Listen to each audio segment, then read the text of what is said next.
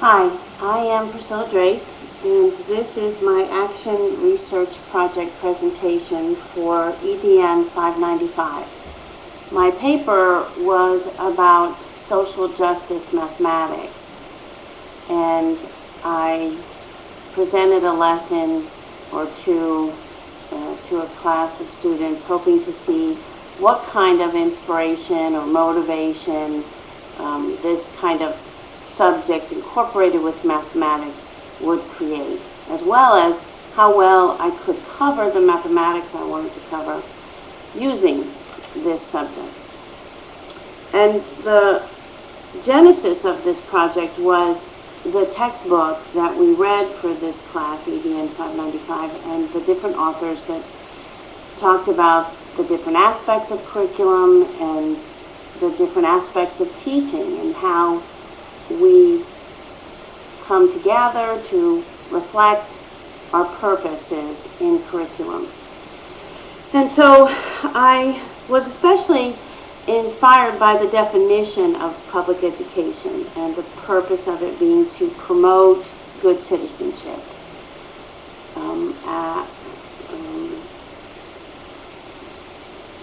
Mortimer Adler said that the preparation for duties of citizenship is one of the three objectives for a sound system of public education. And that was also reiterated by Frederick Hess, describing the purpose of education to be the development of good citizenship. And going with that definition, I considered my classroom and how I respond to citizenship, how I promote citizenship, and how I even portray citizenship in my classroom. And what is citizenship? That it involves family and community and even that global relationship, that we are global citizens. So I wanted to promote citizenship in my lesson plan. I mean, of course we have diversity in our classroom, and we see that all the time, and we've been working with that. But in my actual lesson plan, I don't think I've ever really considered this and how I could reflect the diversity of the world, our community, families, in my lesson plan. So I also looked at James Banks, and he talked about the highest level of integration requires students to make decisions and take action related to the concept, the issue, or the problem that they have studied. And so my goal was to completely integrate social justice into mathematics in the lessons I was going to present. And this really appeals to me because I really love the problem-based instruction, project-based instruction, and this corresponds with that. Jonathan Osler promotes this kind of education and solution-oriented problem-based instruction, which is how you have to present this kind of subject, because otherwise it's just overwhelming. Nell Noddings talked about the emphasis in education being on caring more than on the academic success. And if we care, that's what's going to motivate and promote academic success and problem solving, because we care enough to try and figure out how to make things better. And so often, students ask, why are we doing this, and when am I ever going to use this? And I think that her essay really addressed that.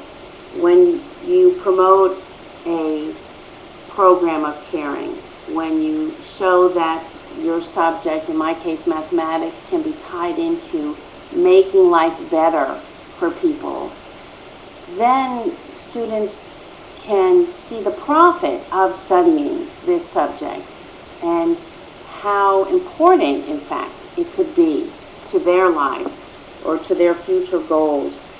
I also cited Matthew Lipman, who emphasized being current with your facts in the classroom, and Lubart and Sternberg, who talked about creativity in problem solving. And with social problems, you really need to be creative. Well, that's enough said about that. So the idea is, will using numbers that students can relate to, that reflect their neighborhood, be more motivating to students who do not find themselves reflected in the textbooks in the classroom? I had to borrow a classroom because I don't have a classroom of my own at the moment. And so that posed a few problems because I didn't know these students very well. I hadn't taught them anything so that I didn't know where their understanding was or what level they were at on the concepts that I was going to introduce. I went to Roland Bryce and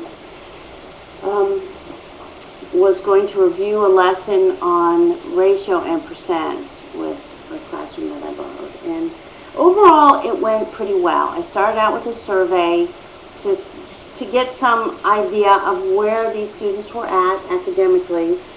I found, a lot of diversity. The books that they liked to read ranged from Dr. Seuss to Lovely Bones.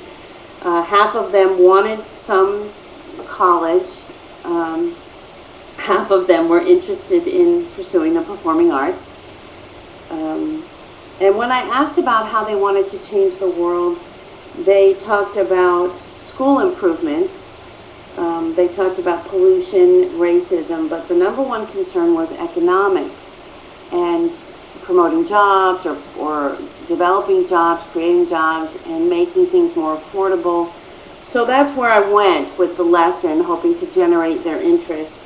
And I did a lesson from Rethinking Mathematics, Teaching Social Justice by the Numbers, an excellent book. I can't say enough about this book and the variety of lessons in it, and really interesting stuff that I think will be motivating for students.